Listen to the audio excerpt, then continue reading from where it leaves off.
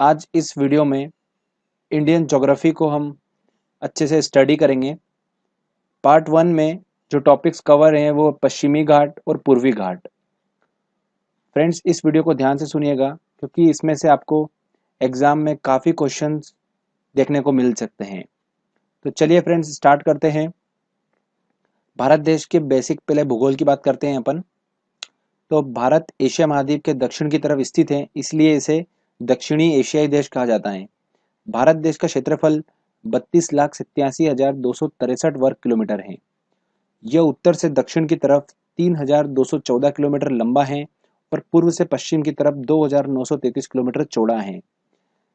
भारत देश में 29 राज्य व 7 केंद्र शासित प्रदेश हैं। ध्यान रखिएगा, भारत के 7 पड़ोसी देश हैं और भारत के कुल 17 राज्य इन पड़ोसी देशों से जुड़े हुए हैं।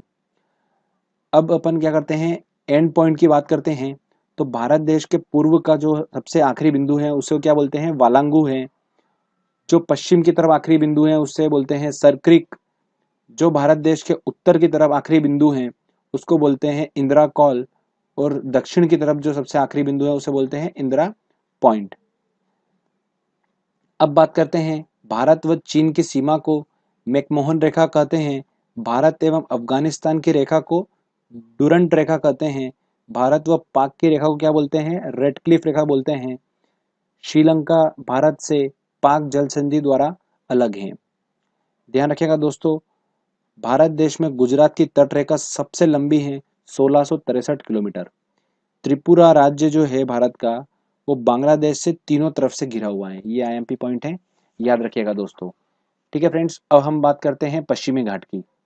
अरब सागर के किनारे गुजरात से लेकर केरल तक का 1600 किलोमीटर का लंबा समुद्री तट पश्चिमी घाट कहलाता है और इसे सह्याद्री पर्वत भी कहा जाता है। इसे 3 भागों में बांटा गया है, गुजरात से लेकर गोवा तक का कोंकण तट, गोवा से लेकर कर्नाटक का केंद्रा तट, कर्नाटक से लेकर केरल तक का मालाबार तट।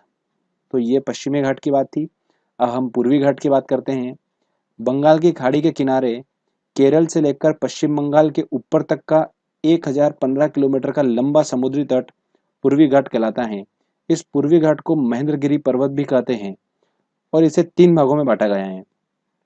केरल से लेकर आंध्र प्रदेश तक कोरोमंडल तट, आंध्र प्रदेश से पश्चिम बंगाल का डेल्टा क्षेत्र और पश्चिम बंगाल के ऊपर का पर्वतीय क्षेत्र। ध्यान रखिएगा दोस्तों, जहां पर भारत का पूर्वी घाट और पश्चिमी घाट मिलते हैं उसे संयुक्त रूप से कार्डेमम की पहाड़ी बोलते हैं। ये बहुत आईएमपी पॉइंट है। यह कार्डेमम की पहाड़ी पूरे भारत देश के सबसे अंतिम की पहाड़ी है। भारत देश में 2 सक्रिय ज्वालामुखी पाए जाते हैं, नारकोंडम और बेरन। 2 प्रमुख ज्वालामुखी हैं जो कि अंडमान निकोबार में स्थित हैं और इसके अतिरिक्त भारत में कोई और ज्वालामुखी स्थित नहीं है। न्यूमर द्वीप बंगाल की खाड़ी पर स्थित है और इसे ही गंगा सागर के नाम से जाना जाता है। तो फ्रेंड्स, आज हमने इस लेक्चर में पश्चिमी घाट और पूर्वी घाट की बात करी और बेसिक भारत के भूगोल को अपन ने समझा। इंडियन ज्योग्राफी की स्टडी के पार्ट 2 में आज हम भारत देश के पर्वत की स्टडी करेंगे। चलिए फ्रेंड्स, स्टार्ट करते हैं। जब जमीन के अंदर का मैग्मा 5000 मीटर के ऊपर जमता है तब पर्वतों का निर्माण होता है। भारत का सबसे पुराना पर्वत अरावली पर्वत है और इसका निर्माण ज्वालामुखी चट्टानों से हुआ है। और अरावली पर्वत के बाद हिमालय का स्थान आता है और भारत के हिमालय को 4 भागों में बांटा गया है।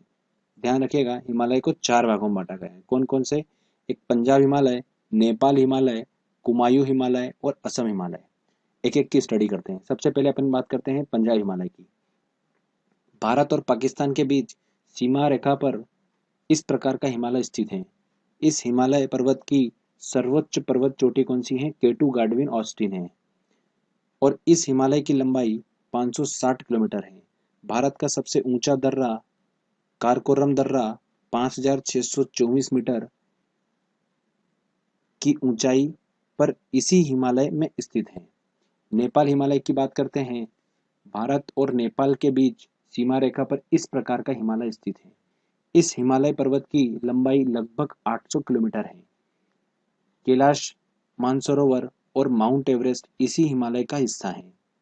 ब्रह्मपुत्र काली, तीस्ता, दिहांग इत्यादि नदियां जितनी भी हैं इसी हिमालय से निकलती हैं। और इस हिमालय पर्वत की सर्वोच्च पर्वत चोटी जो है वो माउंट एवरेस्ट है, जिसकी ऊंचाई जो है 8,848 मीटर है। अब बात करते हैं कुमायूं हिमालय की। पंजाब हिमालय जो है, ध्यान रखिएगा, उसके नीचे का जो हिस्सा है उसे ही क्या बोलते हैं, कुमायूं हिमालय बोलते हैं।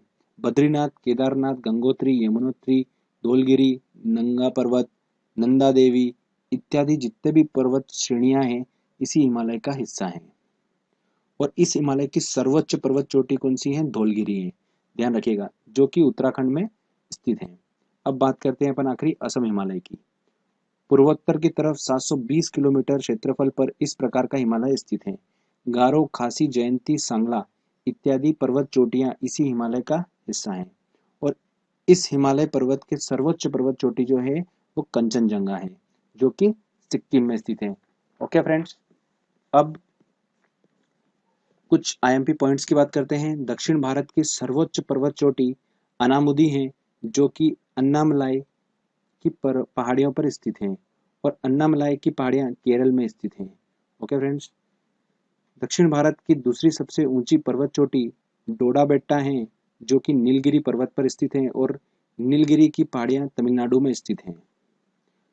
अंडमान निकोबार की सर्वोच्च पर्वत चोटी सैंडल पीक है, जो कि 752 मीटर ऊंची है। जबकि लक्षद्वीप की सर्वोच्च पर्वत चोटी नार्चो है, जो कि 530 मीटर ऊंची है। लक्षद्वीप जो है वो अरब सागर में स्थित है, ध्यान रखिएगा। गुरु शिखर पर्वत 1722 मीटर की ऊंचाई पर माउंट आबू पर स्थित है। और माउंट आबू अरावली पर्वत पर स्थित है। और अरावली की पहाड़ियां राजस्थान में स्थित हैं। अरुणाचल प्रदेश की सर्वोच्च पर्वत चोटी कौन सी है, सांगला है। जबकि मेघालय की सर्वोच्च पर्वत चोटी कौन सी है, जयंतिया है। सतपुड़ा की पहाड़ियां मध्य प्रदेश में स्थित हैं। और इसकी सबसे ऊंची चोटी कौन सी है, धूपगढ़ी है, ध्यान रखिएगा दोस्तों। तो आज इस वीडियो में हमने भारत देश के पर्वत को अच्छे से स्टडी करा है। मैक्सिमम क्वेश्चन दोस्तों इन्हीं में से निकल कर आते हैं। आज इंडियन ज्योग्राफी के पार्ट 3 में भारत देश के पठार के बारे में स्टडी करेंगे। चलिए शुरू करते हैं। जब जमीन के अंदर के मैग्मा 2000 मीटर के नीचे जमता है तब पठारों का निर्माण होता है। पूरे भारत देश में सबसे ज़्यादा खनिज पठारों के माध्यम से प्राप्त किए जाते हैं।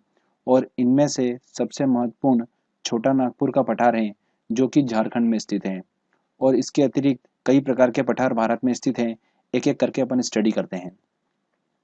सबसे पहले अपन स्टडी करेंगे दक्कन का पठार। 5 लाख वर्ग किलोमीटर के क्षेत्रफल पर इस प्रकार का पठार फैला हुआ है।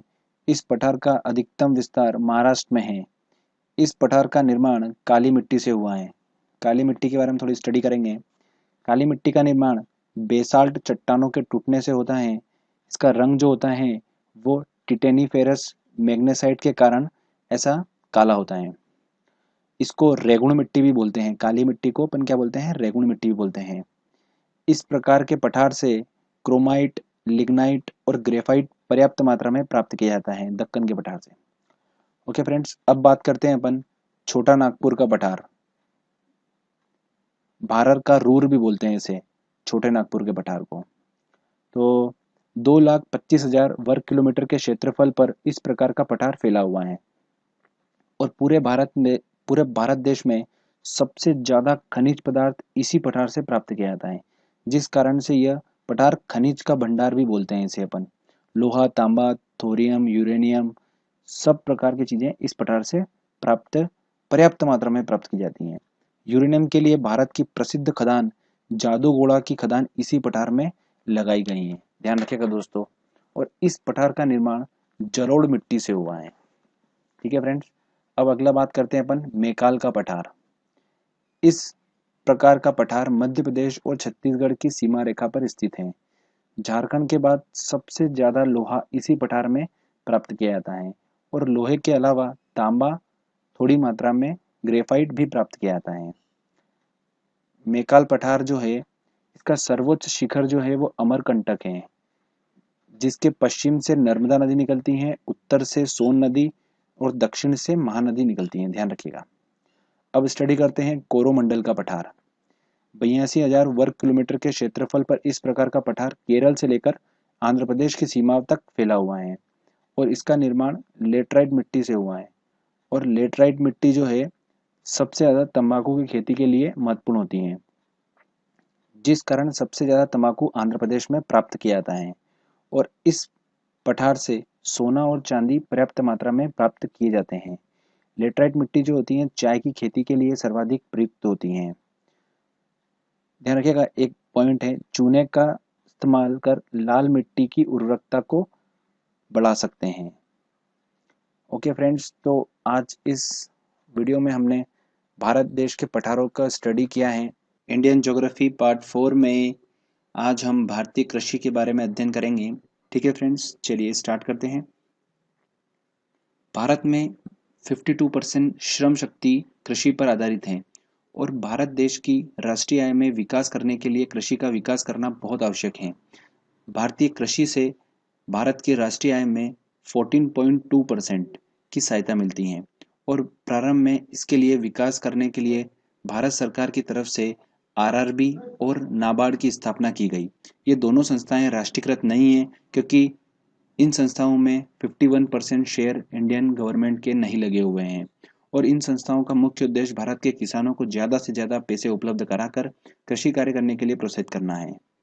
भारत में कृषि विकास के लिए 1967 मतलब 1967 में डॉक्टर स्वामीनाथन के द्वारा प्रथम हरित क्रांति चलाई गई। इसके बाद 1983 में दूसरी हरित क्रांति चली। ये दूसरी हरित क्रांति जो चली थी ये चावल के लिए चलाई गई थी। विश्व में हरित क्रांति के जनक डॉक्टर बोरलॉग हैं। दोस्तों, ये क्वेश्चन पूछा जाता है जनरली। और बोरलॉग पुरस्कार जो है वो कृषि क्षेत्र में योगदान देने के लिए प्रदान किया जाता है। कई सारी क्रांतियां अलग अलग फसलों के लिए चलाई गई। एक एक करके अपन उनको स्टडी करते हैं। रजत क्रांति चलाई गई थी अंडे के लिए। बादामी क्रांति चलाई गई मसालों के लिए। अमृत क्रांति जो है वो नदी जोड़ों से रिलेटेड है। सुनहरी क्रांति जूट फल उत्पादन के लिए संबंधित है। पीली क्रांति सरसों उत्पादन से संबंधित है। श्वेत क्रांति दूध उत्पादन से। नीली क्रांति मछली से। गोल्ड क्रांति आलू उत्पादन से दोस्तों संबंधित है। भारत में श्वेत क्रांति के जनक किसको बोलते हैं? डॉक्टर वर्गीस कुरियन को, जो कि अमूल के संस्थापक हैं। भारत में सबसे ज्यादा मात्रा में जलोढ़ मिट्टी पाई जाती है और लगभग 24% भागों पर प्रमुख रूप से उत्तरी क्षेत्रों में यह मिट्टी पाई जाती है। और इसके बाद काली मिट्टी, लाल मिट्टी और लेटराइट मिट्टी सबसे ज्यादा मात्रा में पाई जाती है। दोस्तों, काली मिट्टी को रेगुड़ मिट्टी भी बोलते हैं, ध्यान रखिएगा। अब दोस्तों अपन फसल के बारे में अध्ययन करते हैं कि किस स्टेट में सबसे ज्यादा कौन सी फसल पाई जाती है। ओके फ्रेंड्स, गेहूं की बात करते हैं तो उत्तर प्रदेश में सबसे ज्यादा गेहूं पाया जाता है। चावल और आलू पश्चिम बंगाल में सबसे ज्यादा पाया जाता है। सोयाबीन मध्य प्रदेश में सबसे ज्यादा पाई जाती है। कॉफी और सनफ्लावर कर्नाटक में सबसे ज्यादा पाया जाता है। चाय सबसे ज्यादा असम में पाई जाती है। जूट दोस्तों पश्चिम बंगाल में सबसे ज्यादा पाया जाता है। ये वाला क्वेश्चन एसएससी में पूछा गया था। दलहन मध्य प्रदेश में सबसे ज्यादा पाया जाता है। तिलहन दोस्तों गुजरात में सबसे ज्यादा पाया जाता है। कपास गुजरात में पाया जाता है। तंबाकू आंध्र प्रदेश में पाया जाता है। दोस्तों, तंबाकू की पत्ती को सुखाने की प्रक्रिया को क्या बोलते हैं? क्यूरिंग बोलते हैं। ये वाला थोड़ा सा एमपी पॉइंट है, ध्यान रखिएगा। रबर सबसे ज्यादा कहाँ पाया जाता है? केरल में पाया जाता है। हल्दी आंध्र प्रदेश में। गरम मसाले केरल में। अंगूर महाराष्ट्र और नासिक में। आम और प्याज कहाँ पर पाए जाते हैं सबसे ज्यादा? महाराष्ट्र में। केसर जम्मू कश्मीर में। रेशम कर्नाटक में। गन्ना उत्तर प्रदेश में। मक्का कर्नाटक में। काजू केरल में और सरसों राजस्थान में पाई जाती है।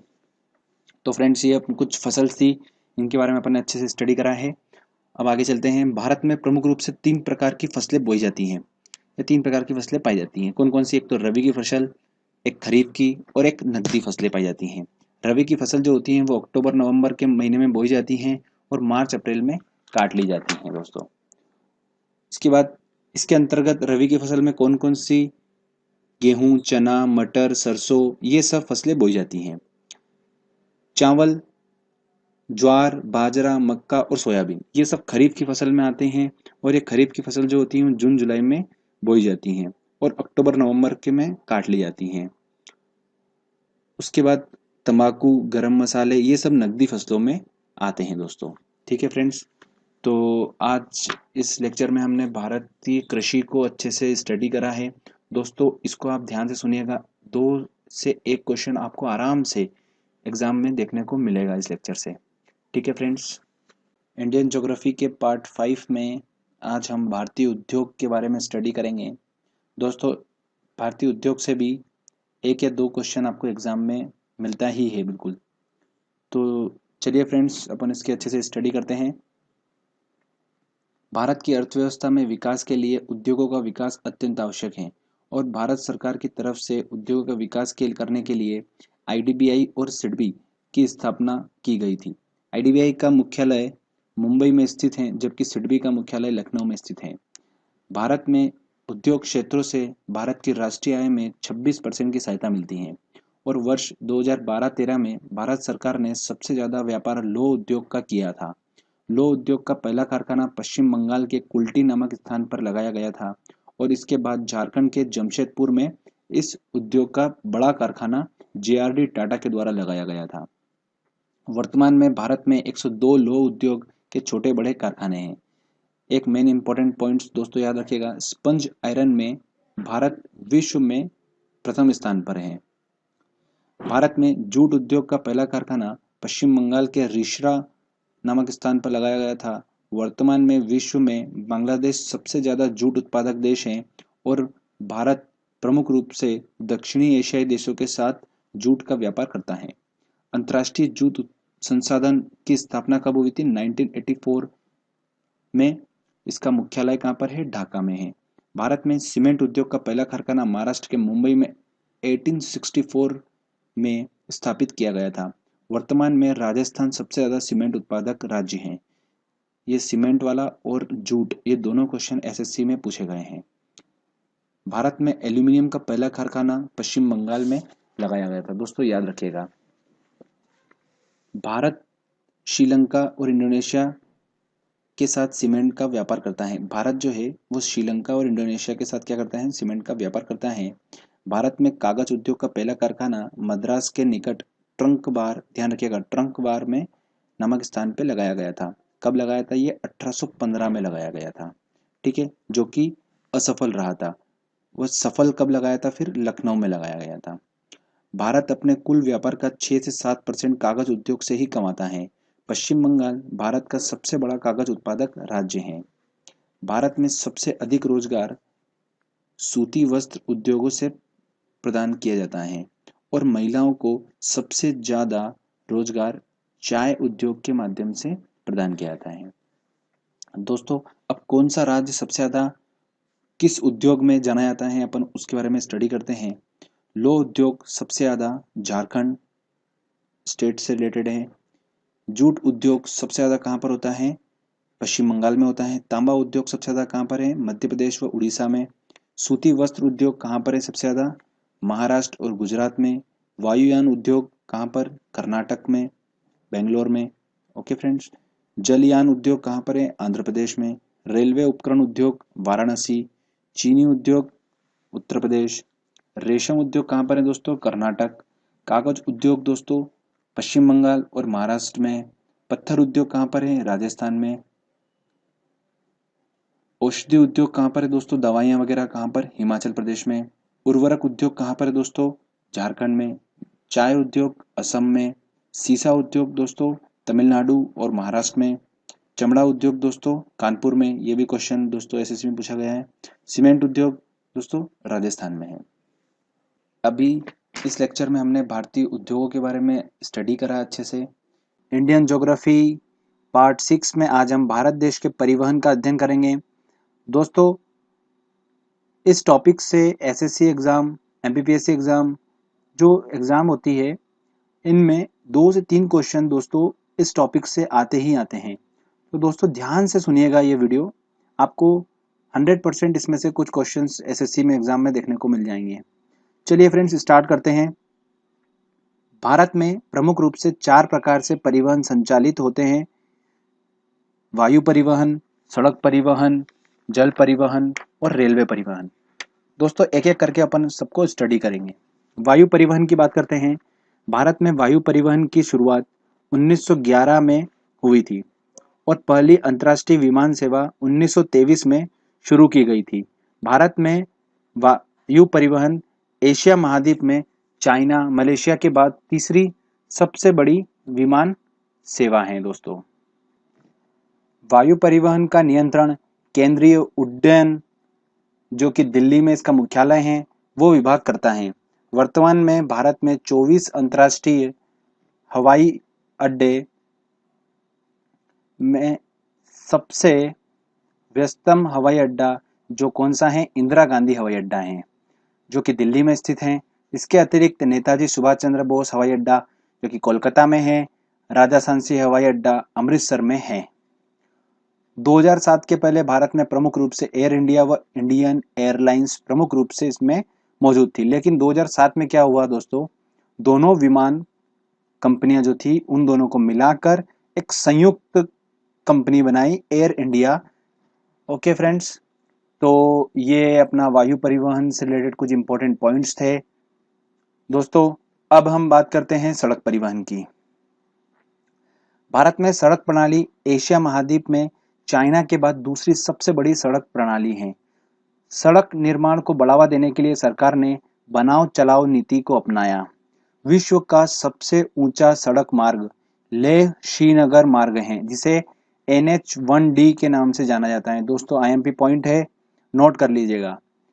भारत में सड़कों का नियंत्रण केंद्रीय लोक निर्माण विभाग करता है, ये भी एक IMP पॉइंट है। भारत में सड़कों का विकास करने के लिए भारत सरकार के द्वारा कई प्रकार की योजनाएं चलाई जा चुकी हैं, जैसे कि इनमें से कुछ महत्वपूर्ण योजनाएं मैं आपको बताता हूं।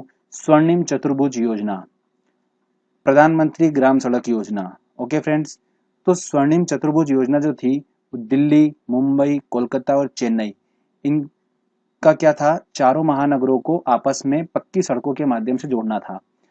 5,846 किलोमीटर का ये आपस में इनका कंबाइन रूप से जॉइंट है ये इनसे। ओके फ्रेंड्स, जबकि प्रधानमंत्री ग्राम सड़क योजना का मुख्य उद्देश्य भारत के गांवों को शहरों से पक्की सड़कों के माध्यम से जोड़ना था।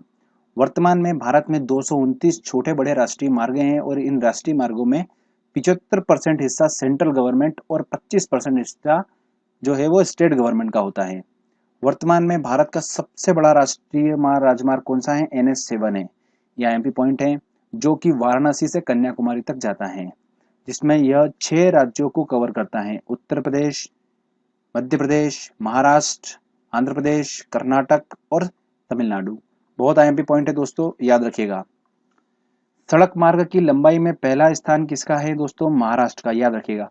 और सबसे न्यूनतम सड़क लंबाई कहां पर है, सिक्किम में है। ठीक है फ्रेंड्स, अब हम बात करते हैं NH1 जो है वो दिल्ली पाक सीमा तक है, NH2 जो है वो दिल्ली से कोलकाता तक है। जब हम इन दोनों NH1 और NH2 को जोड़ देते हैं, इसी को बोलते हैं GT रोड, ध्यान रखिएगा दोस्तों। ओके फ्रेंड्स, NH1A में जवाहर सुरंग स्थित है दोस्तों। ठीक है फ्रेंड्स, अब बात करते हैं रेलवे परिवहन की। भारत में रेलवे की शुरुआत 1853 ईस्वी में हुई थी और सबसे पहली रेलगाड़ी मुंबई से ठाणे के बीच में चलाई गई थी। क्योंकि रेलवे केंद्रीय सूची का विषय है और सबसे ज्यादा आय प्राप्त करने वाला स्रोत है, जिस कारण रेलवे बजट को आम बजट से 1924 एक्वर्थ कमेटी के तहत अलग बनाया जाता है। बट इस बार दोस्तों जो बजट प्रस्तुत हुआ उसमें कंबाइंड रेलवे बजट को प्रस्तुत किया गया। एशिया महाद्वीप में चाइना के बाद भारतीय रेलवे सबसे बड़ी रेलवे है। भारत में सबसे लंबी दूरी तय करने वाली रेलवे गाड़ी कौन सी है, विवेक एक्सप्रेस है, जो कि असम डिब्रूगढ़ से कन्याकुमारी तक जाती हैं। दोस्तों अब रेलवे परिवहन से रिलेटेड कुछ मैं आपको IMP पॉइंट बताता हूँ, याद रखिएगा। भारत की सुपर लग्जरी रेलगाड़ी कौन सी है, महाराजा एक्सप्रेस है। सिक्किम में रेल लाइन नहीं है, ये क्वेश्चन भी पूछा जाता है। कुछ विश्व रेलवे की थोड़ी सी 2-3 पॉइंट आपको बता देता हूँ। विश्व की पहली रेलगाड़ी 1825 ईस्वी में लिवरपूल से मैनचेस्टर चली थी। विश्व का सबसे लंबा रेल मार्ग ट्रांस साइबेरियन रेल मार्ग है। बिजली से चलने वाली पहली गाड़ी डेक्कन थी। तो ये रेलवे परिवहन के बारे में कुछ पॉइंट्स थे अच्छे। अब बात करते हैं जल परिवहन। भारत में जल परिवहन की शुरुआत 1811 ईस्वी में हुई थी। वर्तमान में दो प्रकार से जल परिवहन संचालित किए जाते हैं। आंतरिक जल परिवहन नदियों के माध्यम से एक राज्य से दूसरे राज्य की तरफ संचालित किया जाता है, जबकि बाहरी जल परिवहन समुद्र के माध्यम से एक देश से दूसरे देश की तरफ संचालित किया जाता है। वर्तमान में 6 राष्ट्रीय जलमार्ग हैं और इनमें से सबसे बड़ा राष्ट्रीय जलमार्ग इलाहाबाद से हल्दिया की तरफ जाता है। इसी को क्या बोलते हैं? NW1 बोलते हैं। और इस दौरान यह 4369 किलोमीटर की दूरी तय करता है। ये हल्दिया जो है वो पश्चिम बंगाल में है। वर्तमान में भारत में 14 अंतर्राष्ट्रीय बंदरगाह हैं और इन सब में सबसे व्यस्तम मुंबई बंदरगाह है और इसके बाद कांडला बंदरगाह गुजरात का स्थान आता है दोस्तों। ओके फ्रेंड्स, सबसे गहरा और प्राकृतिक बंदरगाह कौन सा है? विशाखापट्टनम का है। देश का पहला बंदरगाह दाहेज गुजरात में है।